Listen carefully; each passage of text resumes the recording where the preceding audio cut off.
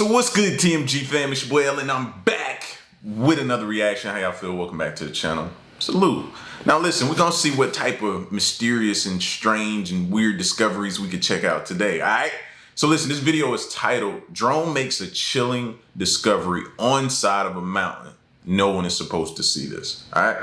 So if you're new, you know what to do. Hit that subscribe button. And remember, this is for entertainment purposes only. Let's check it out. If a place is far from cities or any residential area, it's expected that there will be nothing on that land. People are the ones who leave marks on land, after all. However, there are times when barren and isolated places have the most unexpected finds. From a lone statue to a phone booth that connects to nowhere, here are the 20 strangest things found in the middle of nowhere. Number 20.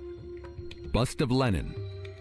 Antarctica is one of the most remote locations on Earth, and yet there's a single statue that stands at the southern pole of inaccessibility, a bust statue of none other than Vladimir Lenin. But why is this statue in the most isolated point on the continent? The history of this statue dates back to the Cold War, a period of intense rivalry between the Soviet Union and the United States. In 1956, the U.S. established the Amundsen-Scott Station at the South Pole, staking a prominent claim in Antarctica. The Soviets didn't like this, and so on December 14, 1958, a team of 18 Soviet explorers, led by Yevgeny Tolstikov, reached the southern pole of inaccessibility. They arrived on sled tractors, hauling a prefabricated hut and a bust of Lenin. This was their way of establishing their own presence in the territory. The station they set up was rudimentary and only featured an electric furnace, an oil stove, a generator, and a radio shack. They provisioned it with enough supplies to last 6 months for a small team. However, after just 12 days, the harsh conditions, temperatures averaging negative 72.8 degrees Fahrenheit along with an altitude of over 12,100 proved too much, and the team departed, leaving behind the hut, supplies, and the bust of Lenin, which was placed atop the chimney of the station to face Moscow. By 1959, the Antarctic Treaty was signed, and since then, Antarctica has been governed by a group of nations and is dedicated only to peace and science. Over the years, the station became buried under snow and ice, and the bust of Lenin remained visible. Before we go on, like this video, smash the subscribe button, and click the notification bell right now. Number 19. Giant fungus. If I were to ask you to guess what the largest living organism on the planet is, perhaps a fungus would be the last thing that comes to your mind. And yet, to this day, the largest living organism ever discovered is this humongous fungus that spans a staggering 2,385 acres. Yes, you heard that right. This single colossal organism is the largest living thing on Earth by area. Its vast underground network, known as mycelium, connects with tree roots, making it a parasitic fungus that can live for thousands of years. This fungus was discovered in 1998, and at the time of discovery, it was already estimated to be between 2,000 and 8,000 years old. Not only is this fungus massive, but it's also ancient. That's why I keep telling y'all, man, the focus should be in fungus. Hold on, y'all. I want to also see if we can clear up this video a little bit, but it should be in fungus, bro. Look at the lifespan. Listen to how many years it's talking that it can live. Like, no, man. Nah, it's on auto, man. I thought so, but that's the best quality. But look at how many years they're talking about that thing lives. If we can figure out a way to do that, and I know some of y'all don't too much care to live that long, man, but I'm trying to hang around for a long time. You know what I mean? If this type of talk isn't your talk, then don't worry, fast forward. But for those of us that want to live, I think fungus is where we should be looking at. And I know that seems weird, but I think so, man. I think we need to pay attention and look strongly into that. With the area it covers, this fungus is expectedly hefty, with a weight as much as 35,000 tons. For comparison, that's as heavy as the combined weight of 200 blue whales. However, in order for this fungus to spread, it invades tree roots, causing them to rot. After infecting a tree, they gradually die. Despite its destructive nature, the humongous fungus helps ecosystems. Dead trees decomposed by the fungus provide habitats for various wildlife, and the decaying wood enriches the soil, supporting new plant growth. Number 18. The loneliest monk in Tibet. Do you think you'd be able to live 100 miles from civilization? I'd last for a week, but that's about it. That's why Awang Pinkuo is astounding. This monk is living in what is known as the loneliest temple in the country of Tibet. This temple overlooks the serene Yamdrok Lake, one of Tibet's 3 holy lakes. This temple is known as the Rittuo Temple. This isolated temple has a history spanning over 700 years. For so long, this has been the home to several monks who chose it as their home due to its remote location. With the temple being 100 miles from the nearest town, it offers peace and serenity. Today, Awang is the current solitary inhabitant. He spends most of his days in meditation and chanting sutras. His routine involves carrying water from the lake up to the temple, a task that underscores his devotion. This tradition of solitary monks living at Rittuo Temple has been maintained for centuries, each monk succeeding the last in this isolated spiritual quest. With its beauty, I'd have no problem staying at this temple for a few weeks. Months or years, however, that's out of the question. Number 17. The loneliest tree on Earth. In the remote expanse of New Zealand's Campbell Island, located about 435 miles south of Bluff Campbell, is one of the harshest places in the world. In this See, it's the harshest place in the world. I gotta try to see if we can get better clarity, y'all. Take it off auto and try to put it on here, see if we can get something better. There we go. There we go. That's a little better. Now we can see a little better. I don't know if that's gonna affect the video, but we having to force it to change the frame rate. Let's see if we can. region, winds are strong and harrowing. This region receives less than 600 hours of sunshine and only experiences 40 days per year without rain. With that being said, it's not exactly an ideal place to live, which is probably why it's been isolated, except for occasional research visits for over half a century. Now you see, trees aren't supposed to be living in this region, and yet there is one Sitka spruce thriving in this isolated place. This solitary tree, known as the Renfrewly tree, is over 120 miles from its nearest tree companion, earning it its title as the most remote tree on Earth. It was said that this tree was planted in the early 1900s when Lord Ranfurly, the former governor of New Zealand, planted it during a birding expedition. Despite the harsh subantarctic conditions, including relentless winds and frequent rain, the tree has not only survived but thrived for over a century. Despite its isolation, the Ranfurly tree is part of the rich biodiversity of Campbell Island, a UNESCO World Heritage Site. The island is home to various unique plant species adapted to its severe climate. And if you want to visit this tree, you can't do so easily. Visiting the tree requires special permits, ensuring the protection of this extraordinary and isolated natural wonder. Number 16. McDonald's in the middle of nowhere. McDonald's restaurants are usually in populated areas, and yet there's one that's in the middle of nowhere. It makes you wonder just who visits this McDonald's branch. This McDonald's branch is located at 8075 Avenue Marcel Villeneuve in Saint-François-Laval in Quebec, Canada. Today, this McDonald's is the most isolated branch of the franchise. In fact, this location is so isolated that it only runs on a generator due to its lack of connection to the power grid, and this branch is completely surrounded by fields.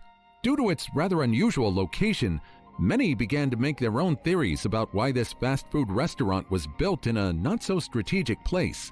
One popular theory suggests that McDonald's is anticipating future development in the area. After all, investing while the area is still underdeveloped would mean cheaper land prices.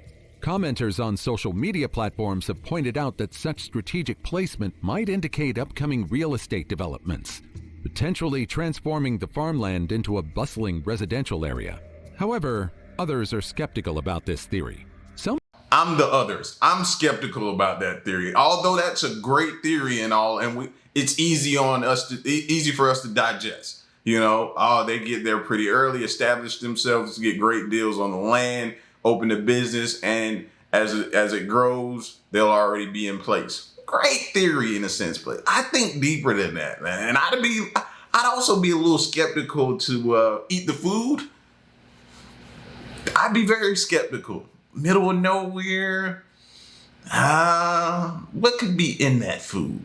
What could they be using? You know, human meat? I don't know. Why is it in the middle of nowhere? That's what I keep resorting back to. Why is it in the middle of nowhere? Some believe it could be a major truck stop, while others think it represents a unique marketing strategy to draw attention through its unusual positioning. I doubt this last theory because who would even drive for miles just to eat McDonald's? Unfortunately, we'll remain curious as McDonald's Canada never commented on the reason behind choosing this particular spot. So perhaps we'll remain curious as to why this place was built in the first place. Number 15. Isolated Mexican Bank. I guess the McDonald's branch in Quebec, Canada can go hand in hand with this bank. This establishment was built in an unexpected location in the vast expanse of the Mexican state of Chihuahua. This is known as Banco del Bienestar, and for some bizarre reason, it was built in the middle of nowhere, literally miles and miles away from the nearest settlement. Who will this bank even serve? When the bank was being built, it was seen as a waste of resources. Later on, however, the government claimed that this bank was a critical need for financial services in underserved areas. The establishment also didn't cost that much, as the land for the branch was donated by the Mexican Army after the original plan to build in a more populated area fell through due to local bureaucratic obstacles. Number 14. Phone booth to nothing. I don't know about you, but if I saw a phone booth in the middle of nowhere, I wouldn't be inclined to use it. Bump that, I'm 1000% using it. I'm using it, bro. Those are like a treasure to me. Phone booths, like a lot of y'all wasn't around when phone booth was around, but man, that's a time capsule to me. I'm 1000% using it. Take a look at this phone booth, for instance. In the picturesque small town of Otsuchi, Japan, on a hill overlooking the Pacific Ocean, stands the Phone of the Wind. This phone booth doesn't allow you to talk to anyone here on Earth. Rather, this phone was built by Itaru Sasaki in 2010 for people to talk with their loved ones. Sasaki initially built the phone booth to cope with the death of his cousin. The following year, after the devastating 2011 Tohoku earthquake and tsunami that claimed the lives of over 15,000 people, Sasaki opened the booth to the public. Since then, it's provided solace to thousands who have visited to speak to their lost loved ones, including those who perished in the tsunami and other tragedies. If given the chance, would you visit this isolated phone? If you're comfortable sharing your story, comment them down below. Number 13. Hero dog saves 84-year-old owner lost in the middle of nowhere. There's a reason why dogs are seen as man's best friend. Sometimes the connection between a person and their dog is so great that it transcends distances. This is the story of an 84-year-old man named Gregorio Romero, also known as Don Goyo. Don Goyo was renowned in the small community of Mexico, so much so that his family lets him walk around and visit his friends and relatives in the nearby town. One day, however, Don Goyo went for a walk and never returned. Despite an initial search by his family and local authorities, he remained missing for several days. Everyone was hopeless until an unlikely hero stepped up. Don Goyo's 2-year-old dog named Palomo. Surprisingly, the loyal dog guided the search party across challenging terrain, including hills, paths, and ravines for about 1.9 miles from Don Goyo's home. Rescuers found Don Goyo in an abandoned lot, severely dehydrated and malnourished but alive after his week-long ordeal. He was promptly taken to a hospital for medical treatment, with Palomo faithfully waiting outside for his recovery. I don't know. Man's best friend. Man's best friend right there, bro. I don't know how many more times it needs to be proven to you. He gonna find his owner. He is gonna go to great lengths and steps and beyond, and he's gonna find him, bro. Man's best friend, bro. Get you one. I don't know about you, but this story definitely tugged on my heartstrings. Number 12. Loneliest post office. In the heart of the Tengger Desert in Inner Mongolia is a small wooden shack. As unassuming as it looks, this establishment single-handedly manages letters and postcards in the region. This shack is known as the world's loneliest post office. The establishment was originally abandoned for over 35 years until it was renovated by a woman named Ms. Zhang and her friend Luo Meng. Together, they rebuilt the shack on site and turned it into a functional post office. With the support of China Post, the post office began offering mailing services, allowing people to send letters adorned with a special desert-themed stamp. This initiative quickly gained popularity, especially during the pandemic when travel was restricted. In December 2021 alone, over 20,000 letters and postcards were sent from this remote location. However, the unique address isn't the only gimmick of this cafe. This post office is also part of a tree adoption project. Since April 2022, the staff has planted around 10,000 oleaster trees, with over 7,000 adopted by people from across the country. Adopters receive annual photo updates of their trees, and each adoption includes a tag with the adopter's name and adoption date. There's something astounding about the fact that despite being one of the most isolated parts of the world, this post office still connects many across the world. Number 11. World's oldest forest. Earlier this year, researchers in the United Kingdom made a shocking discovery while exploring the Hangman Sandstone Formation near Minehead, England. Although it looked barren, researchers discovered various plant debris, logs, and roots preserved within the sandstone. Subsequent research revealed what this debris means. About 390 million years ago, an ancient forest once thrived in this barren land. This makes this the oldest forest ever discovered, taking away the title from the oldest forest found in New York State, which it predates by around 4 million years. The trees in this area, unlike modern ones, had thin, hollow trunks and lacked leaves, instead sporting branches covered with twig-like structures. The tallest of these trees reached between 6.5 and 13 feet, much shorter than many modern trees. An ancient forest most likely thrived in this location because of the Devonian period. This part of what is now England was positioned near the equator and connected to parts of present-day Germany and Belgium. This means that unlike its climate today, this region was warm and dry, allowing tree and plant life to flourish. Who knows just how much our planet will change as the continents slowly move again? Luckily, we can predict what will happen through these discoveries. Number 10. Ancient Hidden Forest. In May 2022, researchers dared to rappel down into a newly discovered karst sinkhole deep in Lei County in Guangxi Zhuang Autonomous Region of China. They didn't expect that a staggering 630 feet into the sinkhole is an ancient forest teeming with life we've never seen or identified before.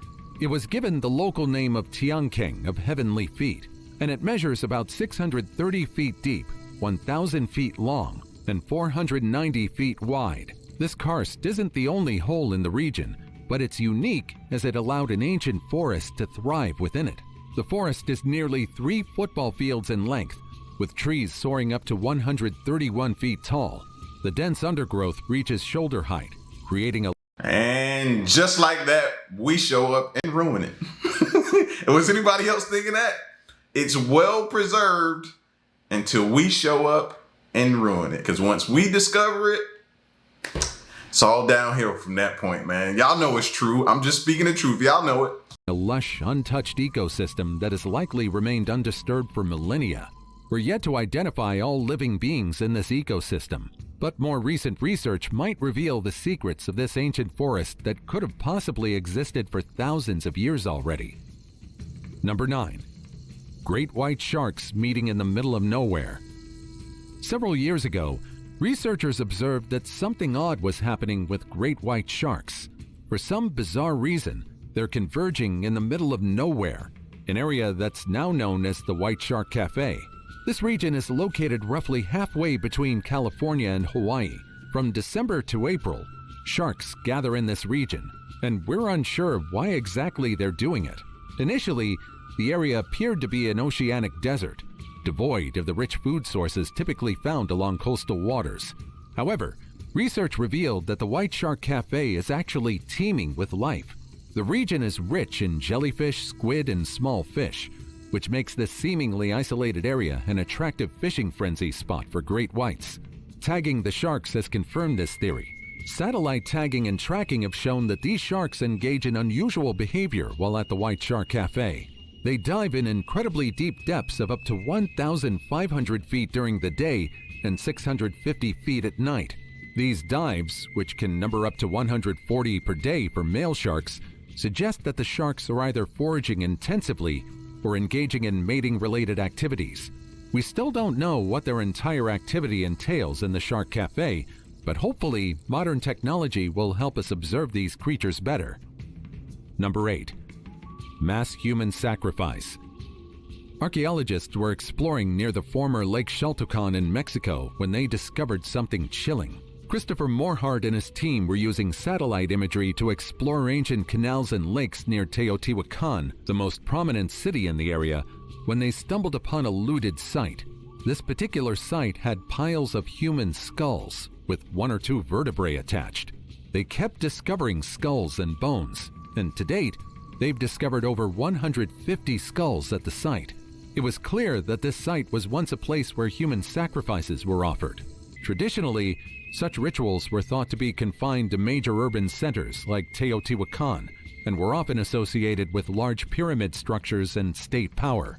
However, this discovery shows that even smaller communities were more than capable of participating in mass human sacrifices. It's likely that due to environmental or seasonal changes, the people in this far community needed to resort to such a desperate practice.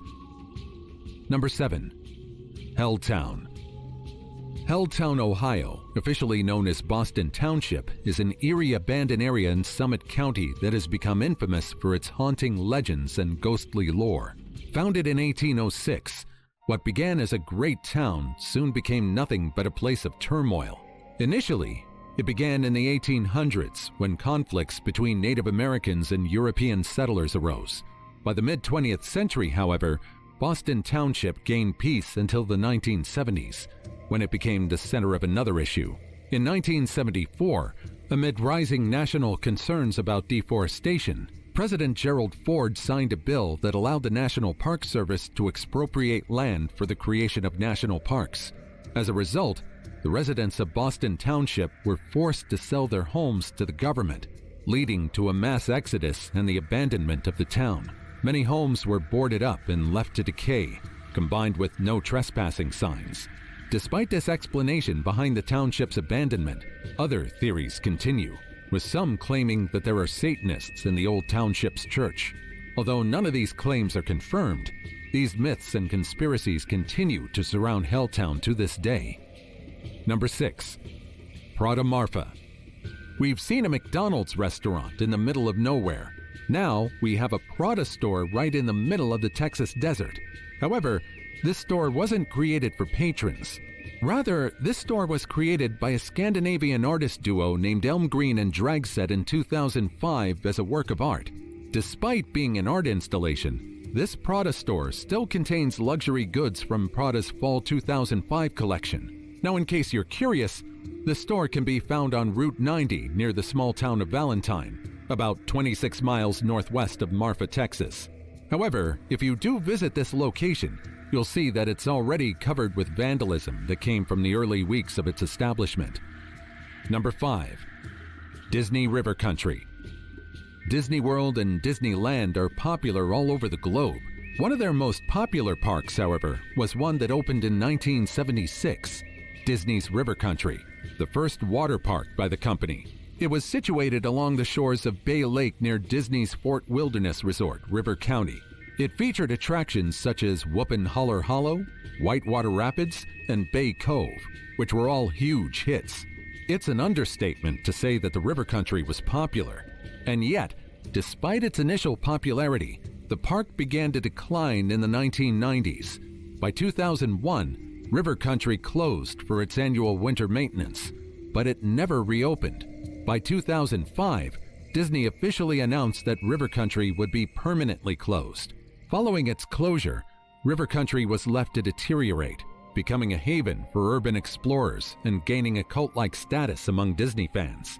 The site remained abandoned for nearly 2 decades, with nature slowly reclaiming the area. There's a mystery surrounding the reason behind the park's closure. Some believe it was due to its waters containing a rare amoeba that could be fatal when contracted. It could also be something as simple as the park's popularity dwindling. Regardless of what it is, this location will now be nothing but the ruins of a once bustling place. Number 4. Centralia.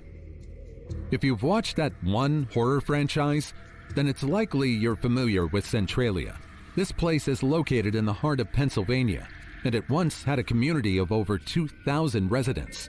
However, today, it's a ghost town completely devoid of life. Centralia used to be a bustling community in the mid-19th century after the discovery of rich anthracite coal deposits in the area. This discovery led to a thriving mining industry that supported the town's economy for decades. However, in May 1962, a seemingly routine effort to clean up the town dump by setting it on fire went disastrously wrong. The fire ignited a coal seam beneath the town. This led to a fire that became impossible to extinguish. It continues to be on fire to this day. Residents soon began to notice the effects. Smoke and fumes started seeping from the ground, and carbon monoxide levels became dangerously high. Efforts I was about to say, there's no way you could be in that and breathe that over time, bro. You couldn't survive that. But the fact that it's still burning to this day, I've never heard of anything like that. You know, that bothers me because I come from a firefighter background, bro. I feel like it's nothing that, there's no type of fire I can't put out. You know what I mean? You ever heard the old saying, that's why they don't send us down to hell? Why? It's because we'll put it out. You know what I mean? But that's to be still burning today, I don't think I've ever heard anything that strange and crazy like that before. Jeez. to put out the fire, including excavating burning material and flushing the mines with water, failed due to underestimations of the fire's extent and insufficient resources. And so, by the 1980s, the situation had become dire, with homes tilting from subsidence, toxic gases leaking, and the ground itself burning hot. And so, by 1984, Congress allocated $42 million to buy out and relocate residents, leading to the abandonment of most of the town. Bro, this place looked like, remember on The Lion King, Pride Rock, when the hyenas took over and Scar was at the helm, and it just deteriorated, and it just looked like, that's what this looks like, fam. I'm sorry to have to put it to you in Lion King terms, but that's what this looks like. Now, despite this effort, some residents still chose to stay. Legal battles ensued, and in 1993, the state of Pennsylvania invoked eminent domain, making the remaining residents legal squatters. As of the 2020 census, only 5 residents remained in Centralia. If you find this place fascinating, you can only appreciate this area online, as tourists aren't permitted in Centralia. Number 3. Great-eared nightjar. You're not looking at an imaginary animal. You're looking at a real creature native to the lush forests of Southeast Asia. This is the great-eared nightjar. This dragon-like creature is the largest in its family, measuring between 12 to 16 inches in length and weighing around 4.6 to 5.3 ounces. Its most striking features are the long ear tufts that resemble dragon horns and its wide mouth, which can open incredibly wide to catch insects during its nocturnal flights. These birds are master camouflagers, blending seamlessly into their environment with mottled feathers in shades of brown, chestnut, white, black, and gray. This excellent camouflage allows them to nest on the ground without building a traditional nest. Instead, they lay their eggs directly on leaf litter or bare soil, relying on their coloration to keep them hidden from predators. The great-eared nightjar's large eyes are equipped with a special layer called the tapetum lucidum, which enhances their night vision, similar to cats and crocodiles. The eyes are also one of the reasons why they look oddly like a dragon. Aside from their appearance, these creatures are also known for their distinctive sound, which commonly resonates in the forests of Thailand, Vietnam, Indonesia, and parts of the Philippines. Despite their eerie appearance and the legends that surround them, great-eared nightjars are harmless to humans and play a vital role in controlling insect populations. Number 2. Point Nemo. If we're talking about the most isolated, we have Point Nemo as the most remote place on the planet. This is known as the oceanic pole of inaccessibility, and also as a spaceship graveyard for being the farthest point from any landmass. situated over 1,000 miles away from the nearest islands. This location is so isolated that the closest humans are often astronauts aboard the International Space Station, which orbits around 258 miles above the Earth. Now, there's a reason why it got its spaceship graveyard title. You see, due to its extreme remoteness, Point Nemo is also used as a dumping ground for decommissioned spacecraft, ensuring that re-entering debris poses no threat to human life. Notable space junk in this underwater cemetery includes the Russian Mir space station and NASA's first space station, Skylab. Aside from discarded aircraft that are most likely lurking at the bottom of the ocean, there's nothing left to see in Point Nemo. If you pass over Point Nemo, you'll see 9 million square miles of ocean from this point, and nothing else.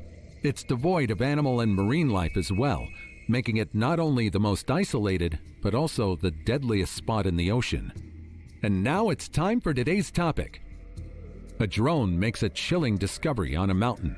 No one was supposed to see this. This infrastructure looks like it's been photoshopped from the urban city straight into this isolated forest away from civilization. When a man saw this massive concrete structure in the middle of nowhere using his drone, he initially couldn't believe his eyes. After all, why would such a thing be in the middle of the wilderness? In reality, this is the result of unplanned construction.